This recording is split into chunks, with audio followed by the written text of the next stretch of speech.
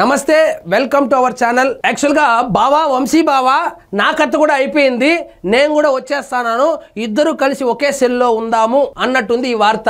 ఇది చూడండి, కొడాలి నాని మట్టి స్కామ్ అంట. రూపాయలు 100 కోట్లకు పైగా దోపిడీ, పక్కా ఆధారాలు సేకరిస్తున్న ప్రభుత్వము. వాస్తవంగా కూటమి కార్యకర్తలు కొడాలి నాని విషయంలో తీవ్ర అసంతృప్తిగానైతే ఉన్నారు.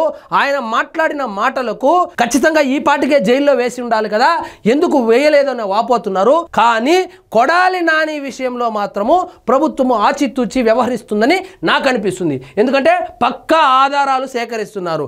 ఏముంది, సోషల్ మీడియాలో తిట్టినారనో టీవీలో తిట్టినారనో కేసు వేస్తే ఇటు పోతాడు, అటు బెయిల్ తీసుకుని వస్తాడు.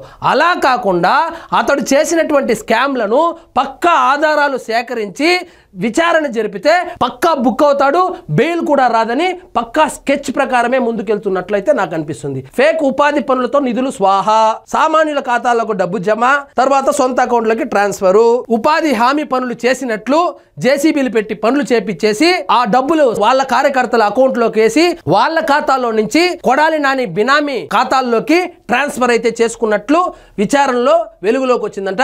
విజిలెన్స్ విచారణలో వెలుగులోకి సంచలన విషయాలు, కొడాలికి బిగుస్తున్న ఉచ్చు. సో 9 నెలలైంది. ఈ 1 సంవత్సరం లోపలైనా కొడాలి నాని లోపలికి వెళ్తే బాగుండు అని కూటమిని కార్యకర్తలు అయితే అభిప్రాయపడుతున్నారు. మరి చూడాలి వాళ్ళ ఆశ నెరవేరుతుందో లేదో. వైసీపీ కీలక నేత మాజీ మంత్రి కొడాలి నానికి ఉచ్చు బిగిసే అవకాశాలున్నాయి. గుడివాడ నియోజకవర్గంలో నాని అక్రమాలు ఒక్కొక్కటిగా అధికారులు బయటకు తీస్తున్నారు.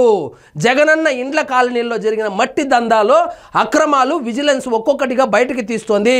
మట్టి తరలింపు పేరుతో ప్రభుత్వ ధనాన్ని కోట్ల రూపాయలు కొల్లగొట్టడమే కాకుండా కట్టుకథలు చెప్పి ఏమీ తెలియని సామాన్యులను నిలువుగా ముంచేశారు అని తెలుస్తుంది.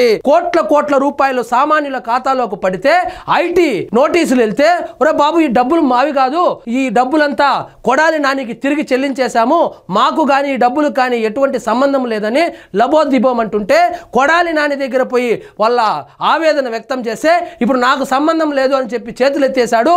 కాబట్టి వాళ్ళు అడ్డం జరిగారు, వాళ్ళు పూర్తిగా విజిలెన్స్ వాళ్ళకి సహకరిస్తున్నారు. అసలు స్కామ్ ఏం జరిగింది, ఎలా జరిగిందని పూసగుచ్చినట్లు వివరించేశారు. ఆల్రెడీ ఆధారాలు కూడా సేకరించారు. మరి అరెస్టే తరువాయి భాగం అని కూడా అంటున్నారు. పేదలకు పనులు అప్పగించినట్టుగా గ్రామ పంచాయతీలో తీర్మానాలు చేసి మరీ దోపిడీకి పాల్పడ్డారు. తనకు అనుకూలంగా ఉండే వారితో పాటు కొందరు పేద యువకుల ఖాతాలను తీసుకుని మట్టి పనులు చేసినందుకని పేర్కొంటూ ఆ ఖాతాల్లోకి డ్వామా ద్వారా రూపాయి కోట్లలో డబ్బు జమ చేయించారు. డబ్బు జమ కాగానే అదే రోజు సొమ్ము విత్డ్రా చేసేసి తమ అకౌంట్ లోకి మళ్లించుకున్నారు.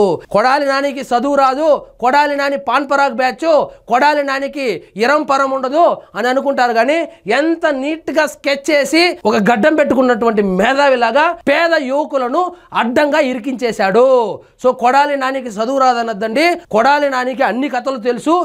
100 కోట్ల రూపాయలు స్కామ్ చేశాడంటే ఇంకా ఊహించుకోండి ఆయన తెలివితేటలు.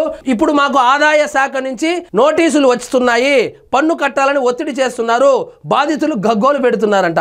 ₹1 నీకు ఎక్కడి నుంచి వచ్చింది, మరి దానికి ట్యాక్స్ కట్ అని చెప్పి అడుగుతా అంటే ఆ ₹1 మాది కాదు సార్, కొడాలి నానిది, పొద్దునేసినాడు సాయంత్రం తీసుకున్నాడు, అంతకు మించి మాకేం తెలియదని వాళ్ళైతే వాపోతున్నారంట. ఇదే కాకుండా పేదలకు స్థలాల కోసం గత ప్రభుత్వం 178 ఎకరాలను సేకరించింది. ఆ భూమికి సంబంధించిన మట్టి పనులు 16 మంది పేద నిరుద్యోగులకు కాంట్రాక్టులుగా ఇస్తున్నట్లు అధికారికంగా నమోదు చేయించారు.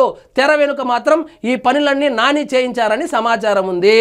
కొడాలి నాని అక్రమాలు తొవ్వే కొద్దీ బయటపడుతున్నాయి. కానీ ఎందుకు వెయిట్ చేస్తున్నారంటే పక్కా ఆధారాలు సేకరించిన తర్వాతనే ఇతని మీద చర్య తీసుకోవాలి, ఇతనికి ఖచ్చితంగా లోపలైతే పంపించాలనేసి ఆలోచనలో ఉన్నట్లు తెలుస్తుంది. మరి చూడాలి, వంశీ సెల్లోనే వేస్తారా, ఇతనికి సపరేట్ బ్యారక్ ఏదైనా ఇస్తారా చూడాలి. మరి సో ఈ వార్త చూస్తుంటే ఖచ్చితంగా కొడాలి నాని అయితే జైలుకు వెళ్లే అవకాశాలు 100% కనబడుతుంది. మరి వేచి చూద్దాం ఏం జరుగుతుందో.